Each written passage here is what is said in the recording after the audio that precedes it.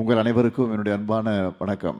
இன்றைக்கு மனிதர்களான நாம் இந்த அளவுக்கு பண்பாட்டு ரீதியாக முன்னேறி இருக்கோம் என்றால் அதுக்கு மனித சமுதாயத்தோட பயணங்கள் மிக முக்கியமானது. உணவு தேவைக்காக, கல்விக்காக, வணிகத்துக்காக, சமூகத்தை உணர்ந்து கொள்வதற்காக, நாடுகளை பிடிப்பதற்காகன்னு மனிதர்களுடைய எல்லா பயணங்களும் ஏதோ ஒரு நோக்கம் இருந்துச்சு. இந்த பயணங்கள் நமக்கு ஏராளமானவற்றை கற்றுக் கொடுத்திருக்கு. சுருக்கமா சொல்லணும்னா, பயணங்கள் என்பது புத்தகம் இல்லாத வகுப்பறை. அப்படிப்பட்ட பயணங்களை ஊக்குவிக்க, சுற்றுலா பயணிகளுடைய அனுபவங்களை மேம்படுத்த இந்த உலகளாவிய சுற்றுலாவுக்கென உச்சி மாநாடு நிச்சயம் துணை புரியும் என நான் நம்புகிறேன். கூடுதல் சிறப்பு என்ன என்றால், இப்படிப்பட்ட சுற்றுலா மாநாடு முதல் முறையா தமிழ்நாட்டில் நடப்பது நமக்கெல்லாம் மகிழ்ச்சியையும் பெருமிதத்தையும் சேர்க்குது. அதே சமயம் கூடுதல் பொறுப்புணர்வையும் கொடுக்குது. இந்த மாநாட்டை மிக சிறப்பாக ஏற்பாடு செய்திருக்கக்கூடிய இந்த துறையினுடைய அமைச்சர் ராஜேந்திரன் அவர்களுக்கும் துறையினுடைய அதிகாரிகளுக்கு என்னுடைய பாராட்டுக்களையும் வாழ்த்துக்களையும் நான் தெரிவித்துக் கொள்ள விரும்புகிறேன். அமைச்சர் ராஜேந்திரன் அவர்கள் பொறுப்பேற்ற பிறகு சுற்றுலாத்துறையை அனைவரையும் திரும்பி பார்க்க வைத்திருக்கிறார்.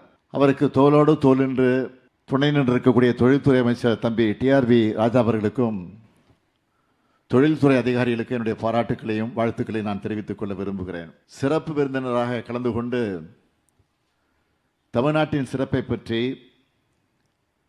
இங்கே சிறப்பாக பேசிய திரு ரவிச்சந்திரன் நசீன் அவர்களுக்கும் நான் என்னுடைய நன்றியை தெரிவித்துக் கொள்கிறேன்.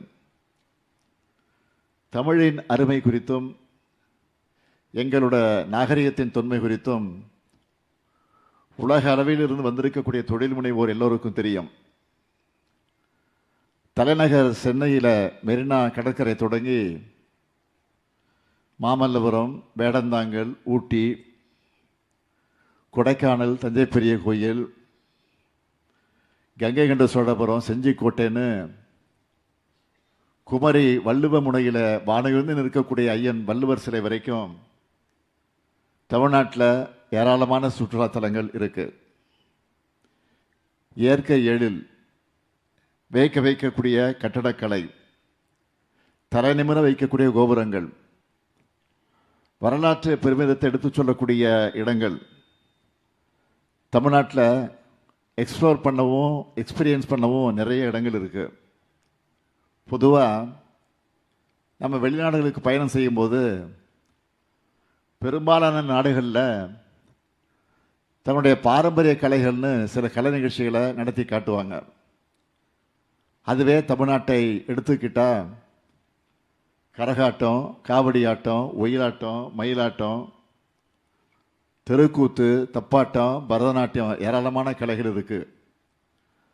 அதே போல் நம்முடைய பண்பாட்டு அடையாளமான ஏறுதழுவுதல் உள்ளிட்ட விளையாட்டுகளும் சுற்றுலா பயணிகளோட கவனத்தை ஈர்த்திருக்கு. இந்த கலைகளையும் கலைஞர்களையும் நம்மோட பண்பாட்டையும் உலகளவுக்கு கொண்டு சேர்க்கக்கூடிய வலிமை சுற்றுலாத்துறைக்குத்தான் இருக்கு. தமிழ்நாட்டில் சுற்றுலாத்துறையை மேம்படுத்தணும் என நம்ம திராவிட மாடல் அரசில் ஏராளமான முன்னெடுப்புகளை நாம் எடுத்திருக்கிறோம், செஞ்சுக்கிட்டு இருக்கிறோம். சுற்றுலாத்துறையில் செய்யப்பட்டிருக்கக்கூடிய சாதனைகளில் முக்கியமானவற்றை சொல்லணும்னா, கீழடி அருங்காட்சியகம், பொருணை அருங்காட்சியகம், கலைஞர் நூற்றாண்டு ஏறுதழுவுது அரங்கம் போன்ற முத்திரை திட்டங்கள் மட்டுமில்லாமல் கன்னியாகுமரியில் உள்ள ஐயன் திருவள்ளுவர் சிலைக்கு கண்ணாடி பாலம் அமைச்சிருக்கிறோம். 3D லேசர் தொழில்நுட்பத்தோட ஒளியூட்டி இருக்கிறோம். குற்றாலத்தில் அடிப்படை சுற்றுலா வசதிகளை 11 கோடியில் மேம்படுத்துகிறோம். 14 கோடி ஒதுக்கி பிச்சாவரம் படகு இல்லம் மேம்படுத்தி கொண்டிருக்கிறோம். முக்கிய சுற்றுலா தலங்களில் புதிய காட்சி முனைகள் அமைக்கவும் தற்போதைய காட்சி முனைகளை மேம்படுத்துகிறோம். ஏற்காட்டினுடைய உள்கட்டமைப்பு மற்றும் பிற சுற்றுலா வசதிகளை மேம்படுத்துகிறோம். இப்படி ஏராளமான திட்டங்களையும் முன்னெடுப்புகளையும் என்னால் சொல்லிக்கிட்டே போக முடியும்.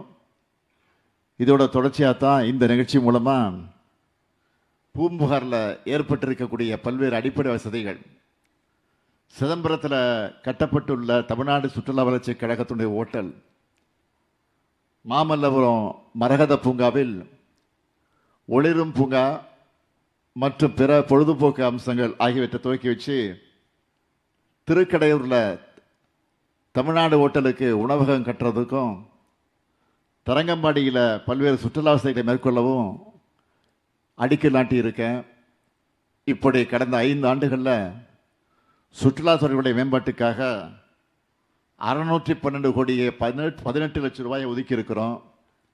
இதோட ரிசல்ட் என்ன தெரியுமா?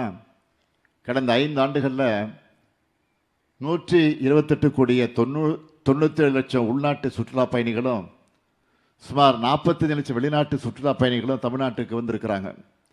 ஆனால் இது போதாது. தமிழ்நாட்டை நோக்கி சுற்றுலா பயணிகள் இன்னும் அதிகமாக வரணும். யாதும் ஊரே யாவரும் கேளீர்னு உலகத்தில் இருக்கக்கூடிய அத்தனை மக்களையும் உறவினர்களாக நினச்சி அன்போடவும் நட்போடவும் பழகவும் தான் தமிழ்நாட்டு மக்கள்.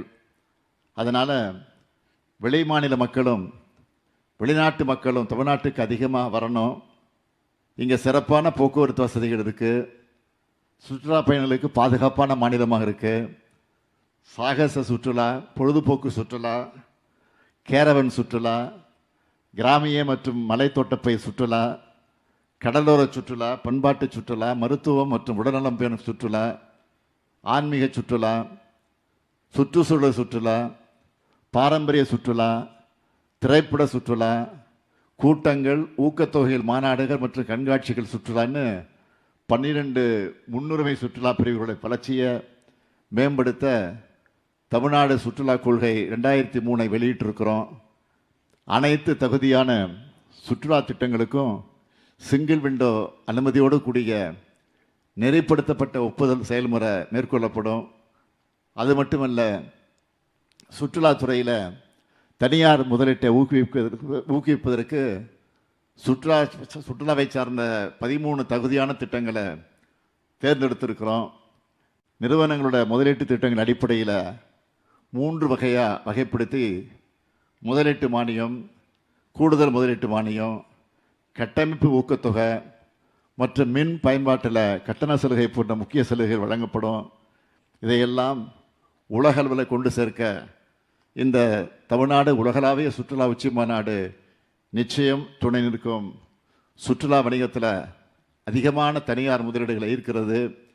இந்தியாவோட சிறந்த சுற்றுலா முதலீட்டு தலமாக தமிழ்நாட்டை தலைநிமிர்த்துறது. தனியார் முதலீட்டாளர்கள், சுற்றுலா நடத்தக்கூடியவர்கள், மேம்படுத்தக்கூடியவர்கள் மற்றும் தொழில்துறை பங்குதாரர்களை ஒரே தளத்தின் கீழ் அரசுடன் ஒன்றிணைப்பது மற்றும் வருவாய் வழிகளை விரிவுபடுத்தும் புதுமையான சுற்றுலா தயாரிப்புகள் மற்றும் உட்கட்டமைப்புகளை திட்டங்களை ஊக்குவிக்கிறது ஆகிய இந்த மாநாட்டுடைய நோக்கங்கள் நிறைவேறக்கூடிய வகையில் எல்லாரும் துணை நிற்கணும் என்று கேட்டு, இந்த உச்சி மாநாட்டில் பல்வேறு சுற்றுலா பிரிவுகளில் 22,794 கோடியே 28 லட்சம் ரூபாய்க்கான உறுதியளிக்கப்பட்ட முதலீடு, 65,937 பேருக்கு உறுதியளிக்கப்பட்ட வேலைவாய்ப்புகளை உருவாக்கும் 128 புரிந்துணர்வு ஒப்பந்தங்கள் மேற்கொள்ளப்பட்டிருக்கு.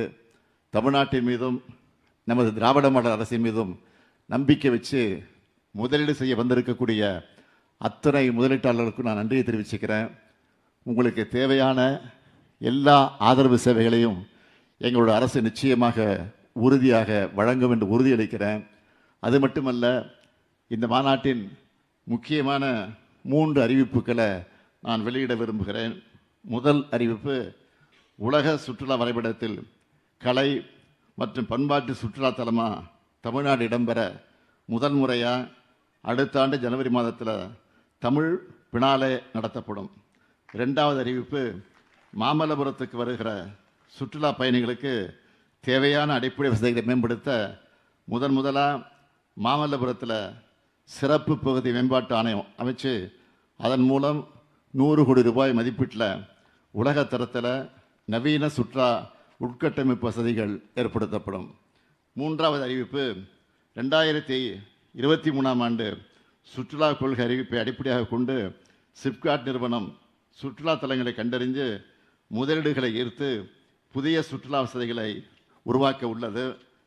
இதோட முதல் கட்டமாக கன்னியாகுமரி, கள்ளக்குறிச்சி, ஈரோடு மற்றும் தூத்துக்குடி ஆகிய மாவட்டங்களில் 4 சிறப்பு இடங்கள் அடையாளம் கண்டறியப்பட்டு முதலீடுகளை ஈர்க்க விருப்ப பதிவு கோரிக்கைகள் அழைக்கப்பட்டிருக்கு. அடுத்து 2ஆம் கட்டமாக தமிழ்நாடு முழுக்க 31 இடங்கள் தேர்ந்தெடுக்கப்பட்டிருக்கு. இவை நகர்ப்புற சுற்றுலா, சிறப்பு அனுபவ சுற்றுலா, பெரிய சுற்றுலா மையங்கள்னு பிரிக்கப்பட்டு இது தங்குமிடங்கள், தீம் பார்க்குகள், கேம்பிங் சைட்ஸ், இயற்கை அனுபவ தங்குமிடங்கள் ஆகியவை ஏற்படுத்தப்பட உள்ளது.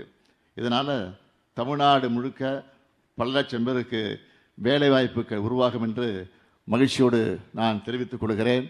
இந்த மாநாட்டு மூலமாக உலக மக்களுக்கு நான் வைக்கக்கூடிய வேண்டுகோள் என்னவென்றால், தமிழ்நாட்டை உங்களுடைய ஃபேவரட் டெஸ்டினேஷனாக புக்மார்க் பண்ணிக்கோங்க. இங்கே இயற்கை, வரலாறு, பண்பாடு, உணவு ஆகியவற்றோடு உங்களை வரவேற்க, அன்பால் அரவணைக்க தமிழ் மக்கள் நாங்கள் இருக்கிறோம். நான் உறுதியாக சொல்கிறேன், தமிழ்நாட்டுக்கு சுற்றுலா பயணிகளாக வர்ற நீங்கள் உங்கள் நாடுகளுக்கு திரும்பும்போது மறக்க முடியாத நினைவுகளோட மட்டுமல்ல, அன்பு மிகுந்த சொந்தங்களையும் உங்கள் நெஞ்சில் சுமந்துக்கிட்டு போவீங்க.